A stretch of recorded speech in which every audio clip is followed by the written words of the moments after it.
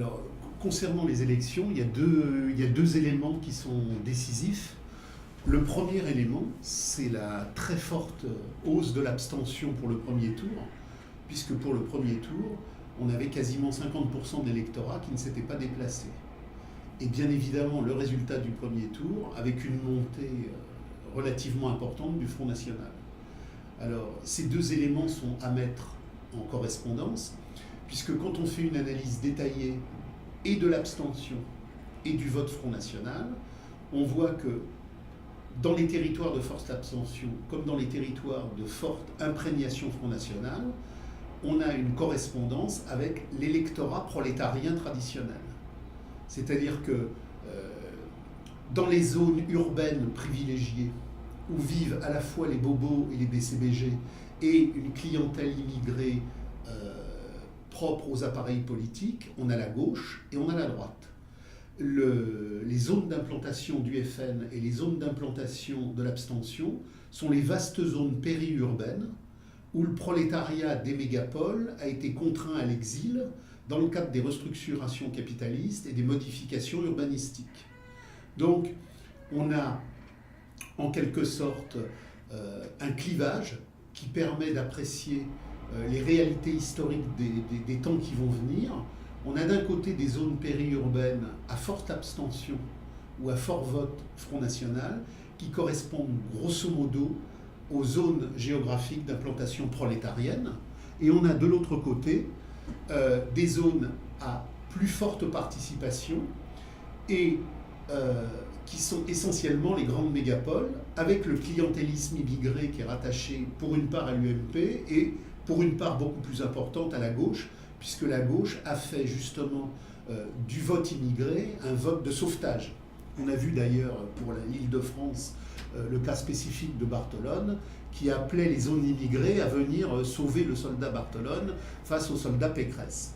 Donc, ce qui est intéressant, même si le deuxième tour a vu une remontée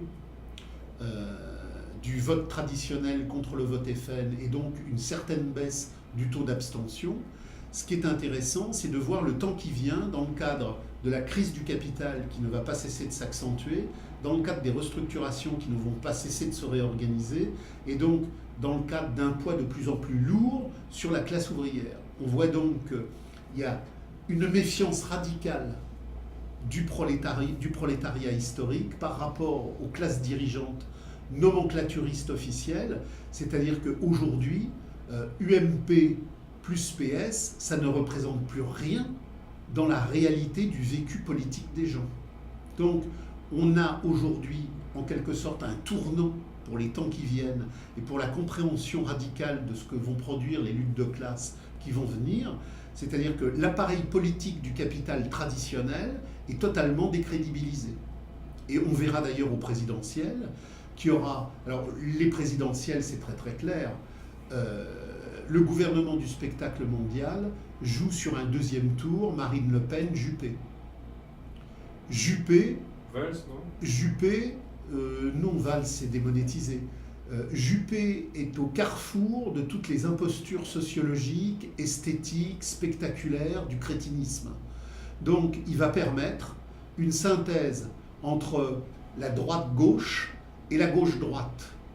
Donc on aura un deuxième tour Marine Le Pen avec Juppé, et on aura bien évidemment la réitération de toutes les messes antifascistes, antiracistes, par lequel le gouvernement du spectacle mondial veut perpétuer le règne de la marchandise, et on aura donc très probablement un Juppé au second tour. Si on n'a pas ce cas de figure avec Juppé, on l'aura avec quelqu'un d'autre. Mais il faut bien voir que Juppé, l'ancien repris de justice, est remis en marche par le système, parce que le système sait qu'aujourd'hui, la montgolfière Hollande s'est totalement dégonflée, et qu'il n'y a pas de projet capitaliste otaniste plus certain que celui de Juppé. Juppé, l'assassin de Kadhafi.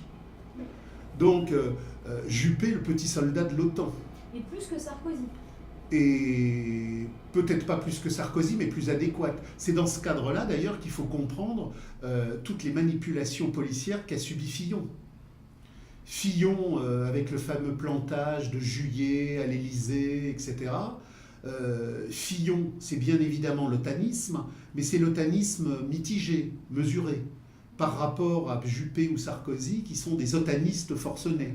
Donc on a mis en marche une politique de déstabilisation de Fillon, parce qu'il fallait absolument avoir, pour le deuxième tour, quelqu'un qui plairait à l'antifascisme de gauche, qui serait susceptible de mobiliser la gauche, mais qui serait totalement vassalisé par l'ordre américain. Donc de ce point de vue-là, Juppé, c'est la meilleure pétanque pour Washington.